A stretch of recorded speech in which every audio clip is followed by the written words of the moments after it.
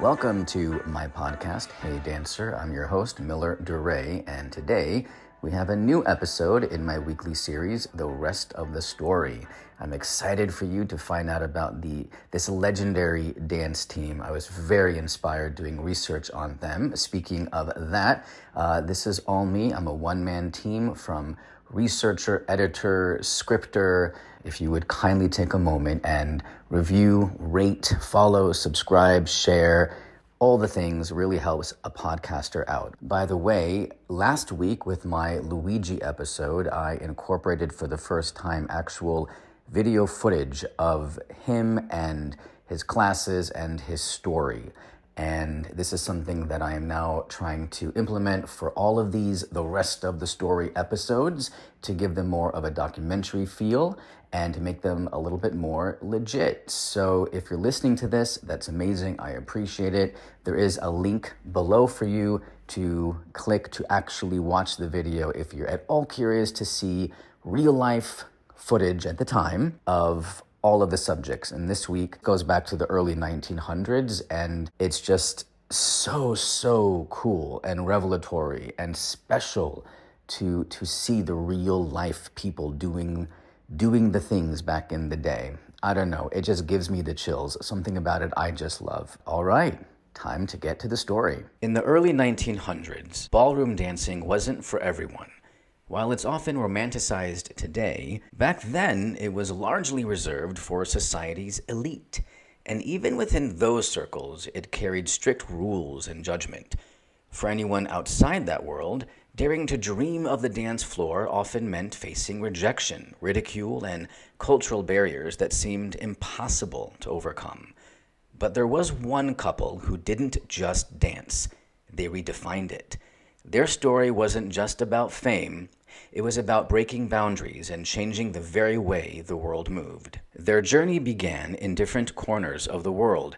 He was born in England, trained in engineering, but enchanted by the stage. He honed his craft as a vaudeville performer, known for his comedic timing and his knack for improvisation. She was born in New Rochelle, New York, a vivacious and determined young woman who loved horseback riding and swimming as much as she loved the arts. Dancing, for her, was a natural extension of her adventurous spirit.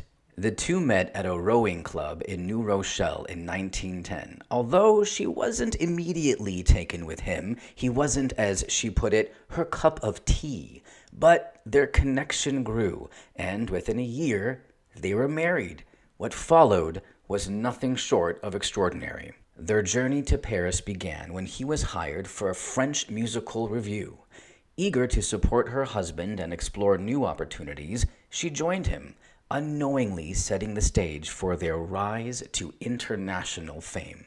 In Paris, they performed in cabarets, dancing to the vibrant ragtime rhythms that were just beginning to captivate Europe.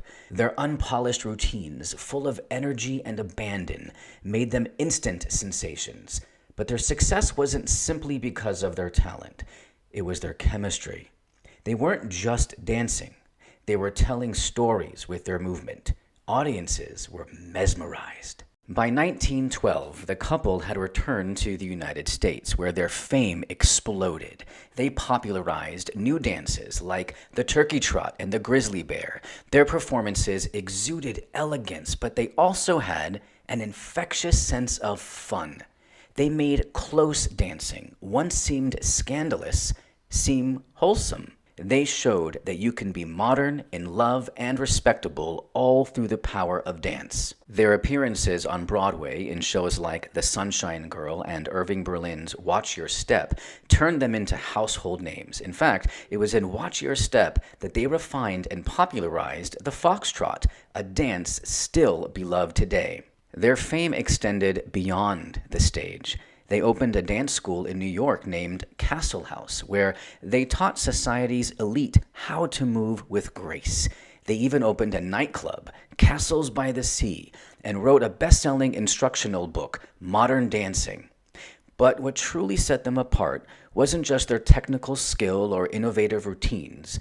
It was their cultural impact. While they became the face of modern ballroom dance, many of the moves they popularized had deep roots in African American culture, emerging from clubs and communities that had long been vibrant hubs of innovation and rhythm. To their credit, the Castles often acknowledged black musicians and performers as their inspiration, even traveling with James Reese Europe's Society Orchestra, a groundbreaking move that showcased this music and these rhythms to audiences who might never have experienced them. Vernon, in particular, was adamant about equitable treatment for their band, challenging segregationist norms and forcing venues to accommodate. She became a cultural icon in her own right, influencing fashion trends that would carry into the Roaring Twenties. Her short bobbed hair, her flowing gowns, even her pearl headbands became symbols of the modern woman.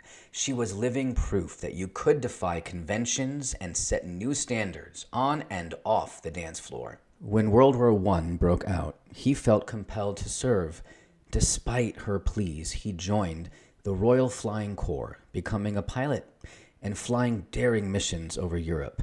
He survived countless brushes with death, but was tragically killed in a plane crash during a training exercise in Texas in 1918. He was just 30 years old. She was devastated, but continued their legacy. She performed in vaudeville, wrote about their lives, and consulted on a 1939 film based on their story. The movie, starring Fred Astaire and Ginger Rogers, immortalized their romance and their influence. Yet, even the most iconic film dancers couldn't fully capture the effortless magic and abandon the Castles brought to the stage. Just YouTube their dance scenes and watch side by side, and you will see. Their contributions to dance were revolutionary. They made ballroom dance accessible and respectable, blending African American music and movement into mainstream culture. They inspired a global dance craze, proving that dance wasn't just an art form, it was a universal language. Their names, Vernon and Irene Castle. And now you know the rest of the story. I hope you enjoyed this story of Irene and Vernon Castle.